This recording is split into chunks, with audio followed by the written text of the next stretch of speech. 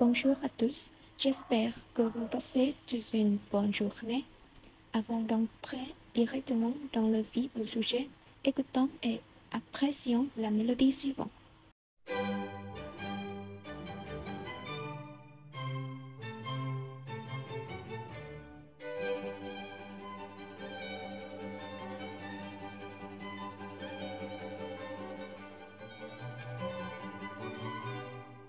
Pensez-vous que cet air est familier? C'est comme si vous redonniez une mélodie sans savoir comment elle s'appelle ni d'où elle vient. Le nom officiel de cette pièce est Sérénade numéro 13 pour corps en son majeur et elle a été composée par Wolfgang Amadeus Mozart en 1787. C'est l'un des arts les plus célèbres de l'histoire de la musique classique. Et oui, la musique classique, c'est différent du classicisme, même si leurs noms sont assez similaires. Qu'est-ce donc que le classicisme? Que comprend-il? Nous l'apprenons à travers 6 parties de présentation, définition, contexte, l'histoire, caractéristiques, style et thème du classicisme, le classicisme en littérature française et conclusion. Plus besoin d'attendre, commençons maintenant. De 1643 à 1715, la France connaît une période de stabilité politique, économique et religieuse qui vaudra à cette époque son surnom de grand siècle. Louis XIV, son pouvoir est centralisé, la vie de cour est soumise à une étiquette précise. Ces dispositions assujettissent la noblesse et la maintiennent dans une garde dorée, le château de Versailles. Il fait appel à de nombreux artistes et auteurs dont il devient le mécène. Il les charge de diffuser auprès des Français et dans le pays voisin les valeurs et l'image d'une France forte gouvernée par le roi Soleil, monarque absolu. Le classicisme est un courant esthétique regroupant l'ensemble des ouvrages qui prennent comme référence esthétique les chefs d'œuvre de l'Antiquité gréco-latine. Le terme a une définition esthétique mais aussi historique, puisqu'en France, l'époque classique est la période de création littéraire et artistique correspondante à ce que Voltaire appelait le siècle de Louis XIV. Il s'agit essentiellement des années de 1660 à 1680. En réalité, la période classique s'étend jusqu'au siècle suivant. Le classicisme en France est un cas singulier. Cette période a été appelée classique non seulement parce qu'elle se donnait comme idéal l'imitation des anciens, mais aussi parce qu'elle est devenue une période de référence de la culture nationale. Caractéristiques. La beauté absolue, il existe un type absolu de beauté, un idéal universel de goût dont il s'agit de se rapprocher le plus possible. L'imitation de la nature. Pour les auteurs classiques, une œuvre d'art réussie est une œuvre qui imite au mieux la nature. C'est la nature humaine, le comportement de l'homme, d'où la règle de la vraisemblance. Ce qui est raconté ou représenté doit être vraisemblable. La soumission à la raison. La plupart des Grecs classiques reposent sur la nécessité de se soumettre à la raison, c'est-à-dire à la mesure et à l'équilibre. D'où la règle de la bienséance, qui signifie qu'il ne faut pas choquer le public et aller à l'encontre des idées communément admises. La volonté de plaire est inscrite. L'œuvre littéraire doit plaire mais aussi être utile. Les règles des genres littéraires sont fixées. L'art doit tendre vers une femme moralisatrice. Les anciens restent des modernes. On les imite avec modération et discernement. Un idéal, l'honnête homme, Ce conte de la raison et de la mesure s'inscrit dans l'Iliade de l'honnête homme. L'honnête homme, au XVIe siècle, décrit l'homme élégant, mesuré, discret, qui a intégré toutes les règles de civilité et de politesse. L'honnête homme n'est donc pas seulement un homme honnête. D'autre part, le classicisme a introduit des caractéristiques spécifiques dans chaque forme d'art.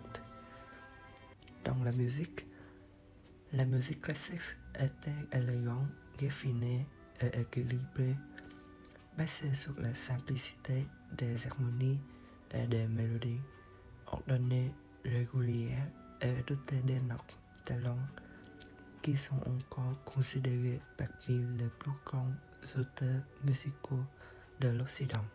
Dans la peinture, le retour des motifs mythologiques gréco-romains a été privilégié, sans contraste violent ni attitude exagérée, plutôt typique du maniérisme et du baroque. Les tableaux sobres ont été réalisés dans lesquels les personnages occupent le centre de la composition. En sculpture, l'harmonie du corps humain a été récupérée comme principe de base de l'exécution sculpturale, ainsi que les sobriétés, les formes délicates. En cela, l'expression des sentiments a lieu, mais pas de manière exagérée, typique du baroque. En architecture, l'équilibre entre basse et hauteur a été poursuivi, s'éloignant des structures porteuses du gothique médiéval et préférant l'horizontal, l'unitaire. De bons exemples en sont la porte de Brandebourg à Berlin ou le musée du Prado à Paris. Les années de 1640 à 1680 correspondent véritablement au moment classique. Nous nous concentrons ici sur les auteurs emblématiques du siècle classique et sur les principales œuvres.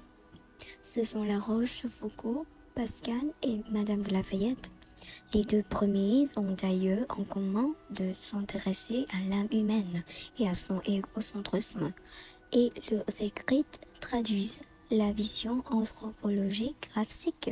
Celle-ci passe d'un certain optimisme dans les années de 1630 à 1640 à un pessimisme qui ne croit plus en l'égoïsme à partir de 1650. Premièrement, François de La Rochefoucauld avec les maximes. Les réflexions aux sentences et maximes morales sont la grande œuvre de La Rochefoucauld et elles ont été publiées pour la première fois en 1665. Cette œuvre se compose de textes qui se méditent et cette œuvre permet aussi de démentir un acquise à l'aide du paradoxe et se termine souvent par une pointe. La Rochefoucauld est passé maître dans cet acte et livre sur son siècle des observations reste célèbre car elle démontre l'idéal de galanterie, de politesse et de savoir-vivre dont les honnêtes gens se réclamaient. Deuxièmement, Blaise Pascal avec les pensées. Blaise Pascal était un mathématicien et physicien. Ses réflexions sur la condition humaine font de lui un philosophe et moraliste majeur du XVIIe siècle. Il avait pour projet de publier une apologie de la religion chrétienne que nous connaissons sous le titre de Pensée. Proche du mouvement janséniste de Port-Royal et des maîtres de Racine, Pascal n'a jamais été attiré par le pouvoir et condamne fermement cette expression de la vanité humaine. Marie-Madeleine Pioche de la Veigne, comtesse de Lafayette avec la princesse de Clèves. Madame de Lafayette devient demoiselle d'honneur de la reine Anne d'Autriche en 1650.